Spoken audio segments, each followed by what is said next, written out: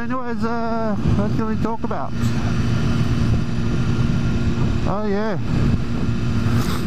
was this topic that was brought up on Facebook, and also I've seen quite a few YouTube videos about it as well, so I'm gonna make another one. Let's make another one. So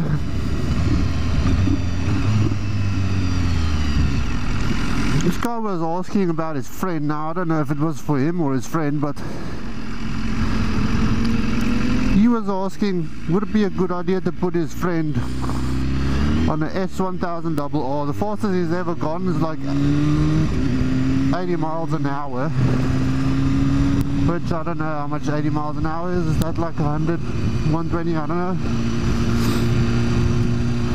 I'll calculate it for you, put it up there. Yeah, so that's a difficult question, because I mean it depends on what kind of person it is, how young is he, how mature is he, not even how young or how old, it's just how mature is he actually. I mean, the S1000RR, I don't think there's anything that can prepare you for how this thing rides. I mean, fuck, that's ridiculously powerful, I can tell you that. Ridiculously powerful.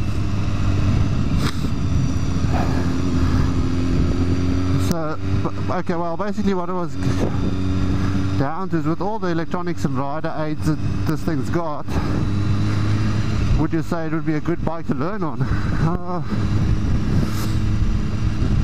Still same answer. I mean, I'm not change my answer just because of that. I mean, this thing's still got a shitload of power, and all the riding aids in the world isn't going to fucking stop you from smacking straight into a fucking tree or into another car. I mean, that's why the licensing is the way it is in Australia, and I tend to agree with it. You can get your learners, get a learner's bike, then once you pass your P test, you still got to drive a learner's bike for another year, a restricted license, that's what they call it. And I reckon it's a pretty bloody good idea. Saves a shitload of lives. And yeah, I had the CBR 500R. Did that while I had my learners, and then after I passed my B test, had that for another year after that. And then on the day that my restriction expired, I went and picked up this one, and let me tell you, I nearly shat myself. This thing is, even in rain mode, it's still got like 160 horses or 150 horses. I don't know exactly how much, I just know it's a shitload, which for any learner or someone that's just starting out is way too much. There's no fucking questions or doubts about that. It's just too much.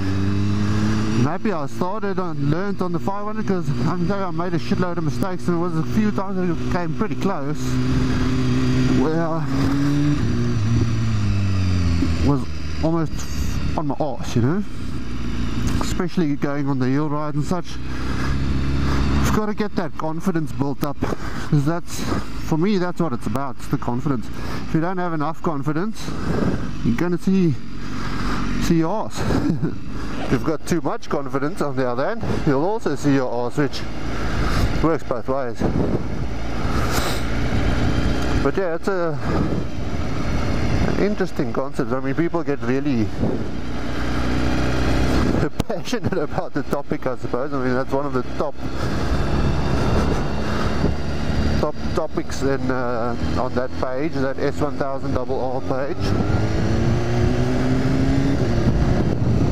But it's a fair comment. I mean, everybody's each to their own. I mean, you've got the right to your opinion. In my opinion, I say no, start with something small, make your mistakes and learn from them. don't pay for your mistakes with your life, that's what I'm saying. I mean, although that can happen on a small bike as well, I mean, chances are just a little bit better on a small bike that you can actually, it'll be not as bad. I mean, making a mistake on a big bike, small bike, doesn't matter, you can still fucking kill yourself, but on a big bike like this, make a mistake, chances are you're gonna wreck yourself and someone else, and what you want to try and avoid.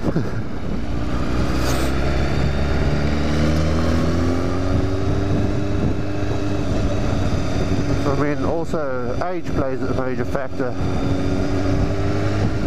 Those kids have still got this major need for speed thing, you know, where they've got to race everything and everyone, and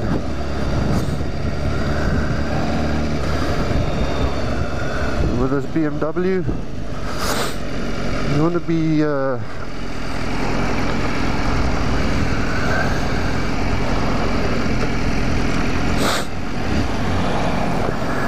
careful, if that's the word. I mean, you want to be fucking careful. Look, it is a forgiving bike. Of the leader bikes, I reckon it's one of the most forgiving ones, and the rider aids does help, but that's not going to fucking help you if you're going 200 kilometers per hour into a fucking tree. There's no rider aid that's going to help you in that situation.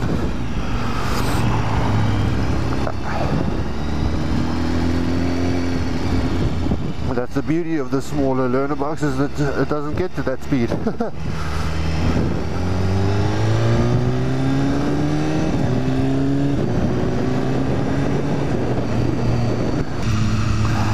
Then another thing is, I mean, another very good thing about Australia is the courses that you have to do before you can actually get your license. I don't know about the other states, but in South Australia you have to do that rider safe course.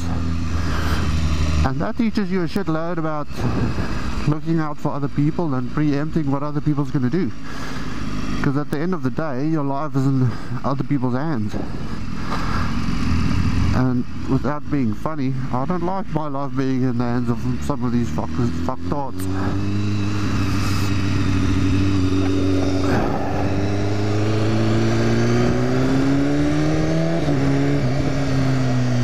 Red road. Yeah, so yeah, you've got to pass that rider safe course and then spend another year on a learner's bike or a restricted bike as such, where the power to weight ratio doesn't exceed, like, I think 50 kilowatts or something. I don't know fucking what the specifications is. I just know that the CBR 500 is allowable or acceptable, and yeah, that's a good idea, I reckon. Fuck's sakes, it really gives you a lot of confidence. Okay, well, another thing is this BMW also gives you a shitload of confidence, probably more than you should. But yeah, I mean, everything's just fucking awesome on this bike. I mean, it's got awesome brakes, awesome power, traction control, fucking, you name it, it's got it. Yeah, it's pretty cool.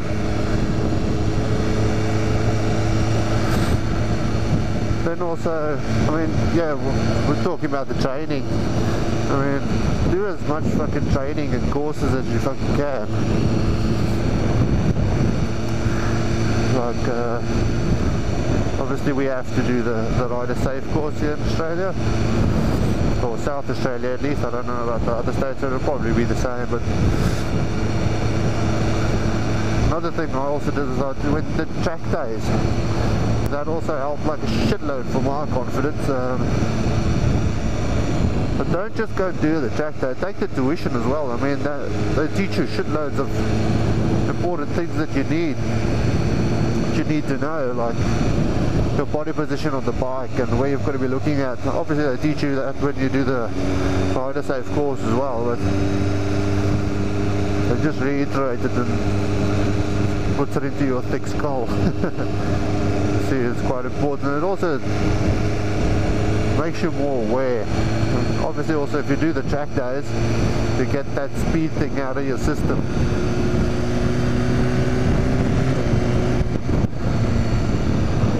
Which is a good thing, because then you don't feel the need to gun it on public roads, you know. That's not a good idea.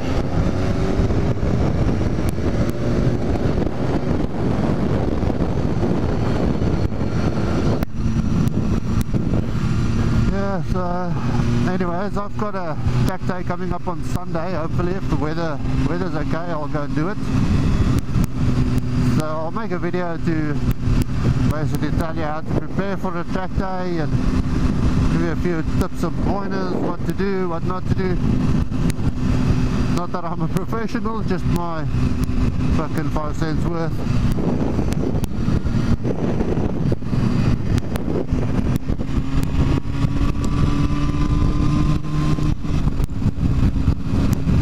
So yeah, that's double all with my first real motor vlog. Hopefully the audio and everything works fine and you can see see what's going on the road this time. So yeah, there'll be a few more to come. Anyway, stay tuned and don't forget to subscribe.